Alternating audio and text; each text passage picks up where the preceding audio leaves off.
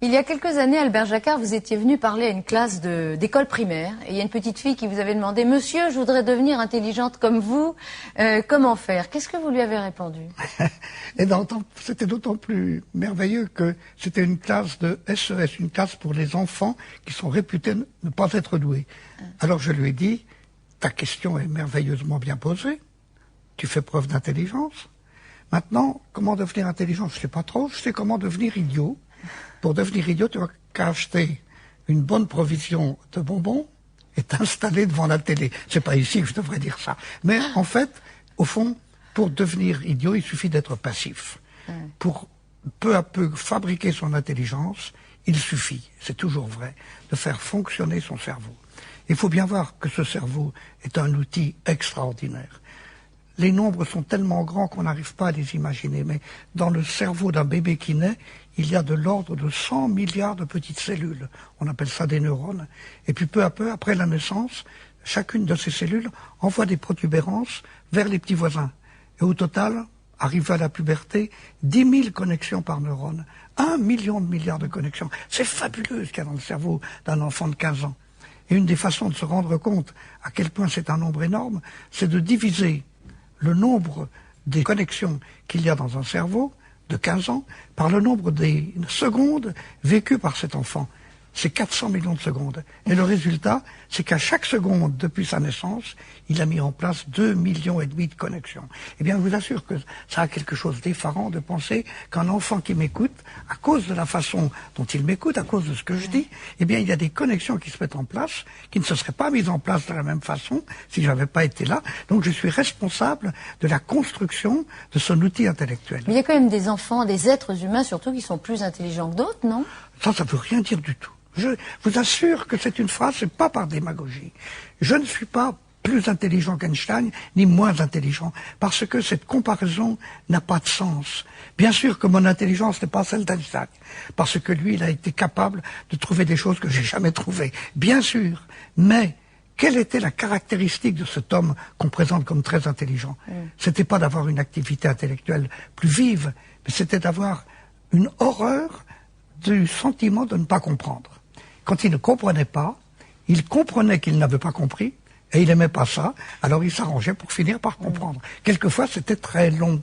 Et par conséquent, la vraie forme de l'intelligence, c'est de comprendre qu'on n'a pas encore compris, et de faire le nécessaire pour comprendre quand même. Mais pour les enfants qui sont à l'école, par exemple, on leur dit bien, vous avez tel QI, si vous avez tel QI, vous allez bien réussir à l'école, et ça se vérifie souvent. Un bon QI, on réussit bien, un moins bon QI, on réussit moins bien. Mais évidemment. Si je dis à une fille qu'elle est laide, et je lui répète tous les jours qu'elle est laide, mais elle aura beau être jolie, elle finira par se croire laide. Et puis elle prendra une drôle d'allure, et puis elle fera des grimaces, et puis elle deviendra laide. Et par conséquent, ça fait partie des prévisions qui sont autoréalisatrices. Il est criminel de dire à un enfant, tu n'es pas doué, tu n'es pas capable d'avoir un QI de temps et de temps, et par conséquent, tu vas rater. Ça n'est pas vrai ce que vous disiez tout à l'heure. On ne le vérifie pas. Simplement, on le provoque. Et par conséquent, il faut lutter là contre. Il y a un mot horrible qui a été inventé par les Québécois, le mot douance. Dire à un enfant, « Oh, toi, tu as de la douance. » Mais celui d'à côté à qui on ne le dit pas, il comprend que lui n'a pas de douance. C'est comme les dons, les douances. Alors il se prend pour un imbécile, et il devient un imbécile.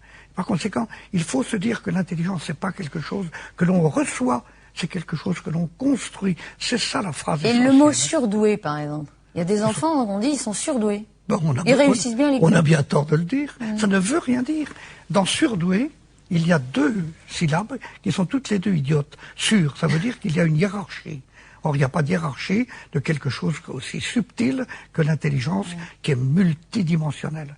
Et doué, ça laisse supposer que c'est un don de la nature qui fait qu'on est intelligent, ou un don de la société. Non, on est doué parce qu'on s'est donné à soi-même son intelligence.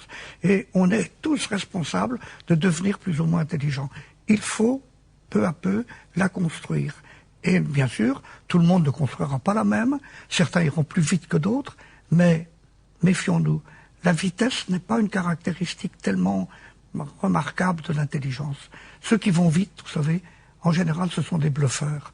Moi, je crois plutôt celui qui va lentement, qui a l'esprit de l'escalier, qui revient sur lui-même et qui peu à peu arrive à acquérir un certain nombre d'outils intellectuels intérieurs. Mais même s'il apprend plus tard, et s'il comprend quelque chose plus tard que les autres, c'est pas grave. L'important, c'est de le comprendre. Peut-être qu'il le comprend mieux. Celui qui lève le doigt dans une classe en disant « Monsieur, j'ai pas compris », il prouve qu'il a compris qu'il n'avait pas compris.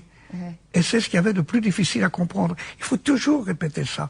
Et celui qui lève le doigt, qui n'a pas compris, il rend service à tout le monde. Parce qu'il amène le prof à recommencer. Et je le sais en tant que prof, il faut toujours recommencer.